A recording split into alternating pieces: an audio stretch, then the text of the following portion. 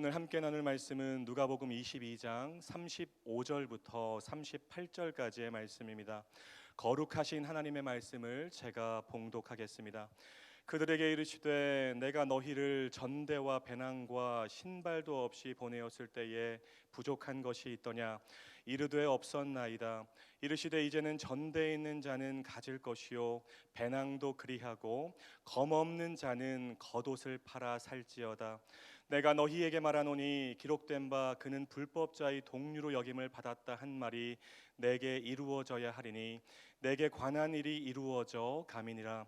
그들이 여짜오되 주여 보소서 여기 검 둘이 있나이다. 대답하시되 족하다 하시니라. 아멘. 오늘 선포되는 말씀이 여러분 모두에게 은혜의 말씀이 되기를 주님의 이름으로 축복합니다. 오늘 말씀은 예수님께서 십자가를 지시는 마지막 일주일을 앞두고 제자들에게 당부하시는 말씀입니다. 지금까지는 예수님께서 제자들과 함께 계셨고 모든 것을 공급하셨기 때문에 부족한 것이 없었어요. 그런데 이제 예수님이 십자가에서 죽으시면 완전히 다른 상황이 전개되고 펼쳐질 터이니 만반의 준비를 해야 된다는 것입니다. 사람들은 예수를 메시아로 생각하지 않고 죄를 짓고 십자가에서 죽은 한 망상가, 어떤 사기꾼 정도로 생각하게 될 것입니다. 그러니까 그런 예수를 따르던 제자들도 냉대하고 위협할 것이 불보듯 뻔한 것이죠. 구약의 이사야 선지자가 이미 오래전에 예언한 상황입니다. 이사야 53장 3절 말씀이죠. 그는 멸시를 받아 사람들에게 버림받았으며 간고를 많이 겪었으며 질고를 아는 자라. 마치 사람들이 그에게서 얼굴을 가리는 것 같이 멸시를 당하였고 우리도 그를 귀히 여기지 아니하였도다. 이사야 53장 12절 말씀. 그가 자기 영혼을 버려 사망에 이르게 하며 범죄자 중 하나로 헤아림을 받았음이니라. 아멘. 이사야 선지자가 앞으로 오실 메시아에 대한 예언을 한 거죠. 그리고 예수님은 강도들과 함께 십자가에 달려 죽으심으로 이사야가 한 메시아에 대한 예언을 성취하고 이루시는 것입니다. 오늘 본문 37절이 바로 그 말을 하고 있는 거예요. 기록된 바 그는 불법자의 동류로 여김을 받았다 한 말이 내게 이루어져야 하리니 내게 관한 일이 이루어져 감이니라. 여러분, 예수님은 자신이 이 땅에 오신 목적과 자신의 사명을 한 번도 잊은 적이 없었어요. 예수님의 전 생애가, 예수님의 전 일생이 십자가를 향해 있었습니다. 십자가에서 하나님과 인간의 깨진 관계를 화목케 하는 화목 제물이 되는 것, 많은 사람들의 대속물이 되기 위한 마지막 과정이 이제 눈앞에 다가왔음을 예수님은 아셨던 것입니다. 그래서 지금 제자들에게 애끓는 마음으로 당부하고 권면하고 있는 것이죠. 36절 말씀입니다. 이르시되 이제는 전대에 있는 자는 가질 것이요 배낭도 그리하고 검 없는 자는 겉옷을 팔아 살지어다.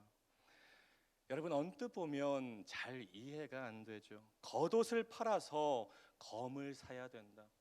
겉옷을 팔아서라도 검을 준비해야 된다. 무슨 말일까요? 이스라엘 사회에서 겉옷은 매우 특별한 의미가 있었습니다. 한 벌뿐인 겉옷은 그 사람의 신분과 사회적 권위를 상징했어요. 한마디로 그 사람의 정체성을 드러내는 거죠. 또한 겉옷은 낮에는 더위로부터 밤에는 추위로부터 생명을 보호해주는 중요한 옷이었습니다. 그러니까 겉옷을 판다는 것은 내가 가진 가장 소중한 것을 포기한다는 의미를 담고 있는 것입니다. 너희들이 가진 가장 소중한 것을 팔아서라도 검을 사야 된다. 그렇다면 여기서 검은 무엇을 말하는 것일까요? 제가 가끔씩 아들 정빈이하고 집에서 칼싸움을 가끔씩 하거든요. 그런 칼을 말하는 것일까요? 예수님이 여기서 말씀하시는 검은 전쟁이나 싸움에서 사용하는 칼이 아니라 바로 하나님의 말씀을 의미하는 것입니다. 에베소서 6장에 나오는 하나님의 전신갑주에 검이 등장하죠. 구원의 투구와 성령의 검, 곧 하나님의 말씀을 가지라. 예수님은 지금 제자들에게 이렇게 말씀하시는 거예요. 내가 십자가에서 죽으면 너희들에게 많은 생명의 위협이 가해지고 너희가 냉대를 받을 것인데, 너희에게 많은 영적인 공격이 있을 것인데, 그럼에도 불구하고 너희가 하나님의 말씀 안에 거하고 하나님의 말씀을 끝까지 붙잡으면 그 모든 상황을 버텨내고 이겨낼 수 있다. 예수님께서 그렇게 말씀하시는 거죠. 사랑하는 여러분, 하나님의 말씀이 고난과 환난과 두려움을 이기는 최고의 무기가 됩니다. 하나님의 말씀이 악한 영의 공격을 방어하고 또 악한 영을 공격하는 최고의 영적인 무기가 됩니다. 그래서 날마다 하나님의 말씀을 듣고 읽고 연구하고 암송하고 묵상하는 것이 너무나도 중요한 거예요. 어떤 흔들리는 상황이 와도 하나님의 말씀을 꽉 붙잡는 삶을 살아야 되는데, 흔들리지 않고 하나님의 말씀을 놓치지 않는 삶을 살아야 되는데, 그렇기 위해서는 5손가락이 필요하다는 것입니다. 듣고 읽고 연구하고 암송하고 묵상하는 삶. 여러분이 그런 삶을 살 때 이 66권 성경 하나님의 말씀을 놓치지 않고 붙잡을 수 있다는 것이죠. 여러분, 이 새벽 시간 한번 따라했으면 좋겠습니다. 목소리 내서요. 듣고, 좀 더 크게 듣고 읽고 연구하고 암송하고 묵상하자. 여러분 모두가 하나님의 말씀을 듣고 읽고 연구하고 암송하고 묵상하는 삶을 살게 되시기를 주님의 이름으로 축복합니다. 올해 우리 교회 표어가 말씀 묵상이 길입니다입니다. 그렇습니다. 말씀 묵상이 고난을 극복하는 길이고 악한 영의 영적인 공격을 방어하는 길이고 어떤 상황에서도 완전히 엎드러지지 않고 다시 일어서는 길이 되는 것입니다. 히브리서 4장 12절에서도 검이 비슷한 의미로 사용되죠. 하나님의 말씀은 살아있고 활력이 있어 좌우에 날선 어떤 검보다도 예리하여 혼과 영과 및 관절과 골수를 찔러 쪼개기까지 하며 또 마음의 생각과 뜻을 판단하나니. 아멘. 여러분, 하나님의 말씀은 살아있고 운동력이 있습니다. 그래서 하나님의 말씀 안에 거할 때 두려움을 이기고 하나님을 향한 온전한 믿음으로 나아갈 수 있어요. 두려움과 혼재되어 있던 믿음이 오롯한 믿음으로 바뀔 수 있다는 것입니다. 여러분이 하나님의 말씀을 붙들 때 위로부터 임하는 평안을 누릴 수 있어요. 두려움과 혼재되어 있던 평안이 오롯한 평안으로 바뀔 수 있다는 것입니다. 바라기는 여러분 모두가 어떤 상황에서도 하나님의 말씀을 붙들고 하나님의 말씀 안에 거하심으로 하나님을 향한 온전한 믿음과 하나님이 주시는 하나님의 평안을 소유하고 누리게 되시기를 주님의 이름으로 축복합니다. 그런데 제자들의 반응이 참 안타깝죠. 제자들은 예수님의 말씀을 전혀 이해하지 못하고 있어요. 38절 말씀입니다. 그들이 여짜오되 주여 보소서 여기 검 둘이 있나이다. 대답하시되 족하다 하시니라. 제자들은 예수님이 말씀하시는 검을 그냥 단순한 칼로 생각했던 것입니다. 제자들은 예수님이 무력으로 로마를 정복하리라 생각했어요. 그러니까 예수님의 말씀을 듣고 자랑스럽게 품속에서 칼을 꺼냈던 것입니다. 이런 제자들의 모습을 보면서 예수님의 모습이, 예수님의 마음이 얼마나 답답하셨을까요? 예수님은 겉옷을 팔아서라도, 너희들의 가장 소중한 것을 팔아서라도 검, 곧 하나님의 말씀으로 준비되어야 한다고 강력하게 당부하시는데, 제자들은 지금 진짜 칼을 내밀고 있는 것입니다. 예수님이 더 이상 설명하지 않으시고 대화를 끝내시죠. 사랑하는 여러분, 오늘 설교의 키포인트는 한 가지, 바로 하나님의 말씀입니다. 하나님의 말씀을 붙드는 것이 기독교가 손가락질 당하고 인정받지 못하는 이 시대를 살아가는 저와 여러분이 해야 할 가장 중요한 준비입니다. 하나님의 말씀으로 무장하는 것이 시대를 초월해서 모든 그리스도인들이 해야 할 최고의 준비라는 것입니다. 여러분, 이 시간 한번 생각해 보시죠. 지금 여러분이 가장 중요하다고 생각하는 겉옷이 무엇입니까? 여러분 한번 생각해 보세요. 그리고 오늘 예수님 말씀처럼 그 겉옷을 포기해서라도 하나님의 말씀을 삶의 최우선순위에 올려놓으실 준비가 되어 있으십니까?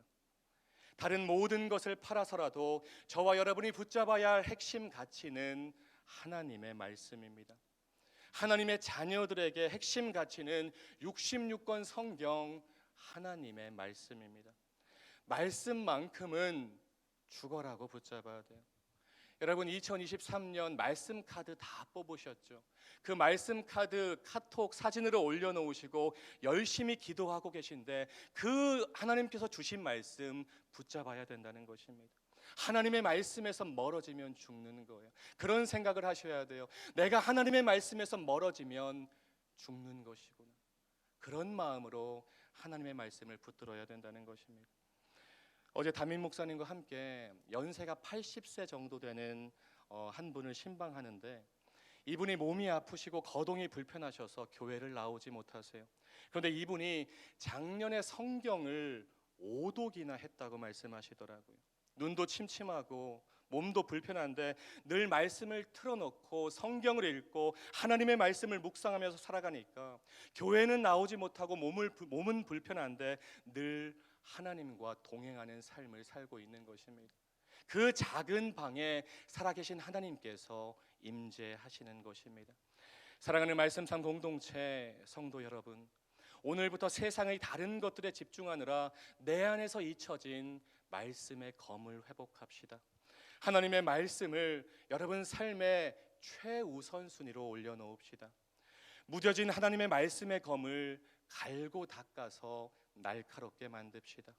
하나님의 말씀이 여러분 안에 강력하게 살아있다면 어떤 대적도 어떤 상황도 여러분을 굴복시키지 못할 것입니다. 그는 넘어지나 아주 엎드러지지 아니함은 여호와께서 그의 손으로 붙드심이로다. 이 시편 37편 24절 말씀이 여러분의 삶에서 이루어질 수 있어요. 오늘 겉옷을 팔아서 검을 사라는 예수님의 애끓는 당부가 우리 말씀 삶 공동체 모두의 귀에 들려지고 마음에 새겨졌으면 좋겠습니다.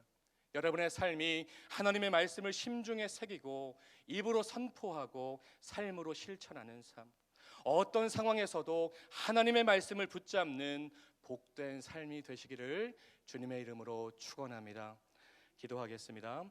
사랑과 은혜가 풍성하신 하나님, 오늘도 생명의 양식으로 저희를 채워주시니 감사드립니다. 오늘 선포된 말씀 마음에 잘 새겨서 삶으로 실천하는 말씀 삶 공동체 모두가 되게 하옵소서. 주님, 저희의 삶이 하나님의 말씀을 듣고 읽고 연구하고 암송하고 묵상하는 삶이 되길 원합니다. 우리 안에 무뎌진 말씀의 검을 날카롭게 회복하게 하옵소서. 그래서 어떤 상황에서도 하나님을 향한 믿음을 잃지 않게 하시고 모든 상황에서 하나님이 주시는 하나님의 평안을 경험하게 하옵소서. 예수님의 이름으로 간절히 기도하옵나이다. 아멘. 계속해서 다음과 같은 기도 제목으로 함께 기도하겠습니다. 지금 들은 말씀이 내 삶으로 이어지게 하옵소서. 말씀 묵상이 기림이다의 표어처럼 말씀 묵상을 통해 진리의 길을 깨닫고 걸어가는 말씀 삶 공동체가 되게 하옵소서. 진행 중인 정월 말씀 사경회를 통해서 예배와 말씀과 기도와 찬양에 관하여 결단하는 은혜가 있게 하옵소서. 동네 세매주 성경 소그룹 묵상의 지경이 점점 넓어지고 확장되게 하옵소서. 육체와 마음의 병으로 아파하는 지체들을 위로하시고 주님 권능의 손으로 안수하여 주옵소서. 공동기도문의 기도 제목과 여러분 각자의 기도 제목으로 기도하신 후에 삶의 자리로 나아가시겠습니다. 함께 기도하겠습니다. 사랑의 하나님 감사합니다. 오늘도 새벽을 깨우게 하여 주시고 하나님의 살아있는 말씀, 능력의 말씀으로 저희를 채워주시고 먹여주시니 감사합니다. 하나님, 저희의 삶이 하나님의 말씀을 한 귀로 듣고 한 귀로 흘려버리는 삶이 되지 않게 하여 주시고, 하나님의 말씀을 심중에 새기고 하나님의 말씀을 입으로 선포하고 하나님의 말씀을 실천하는 우리 모두의 삶이 될 수 있도록 주님 아버지 인도하여 주시옵소서.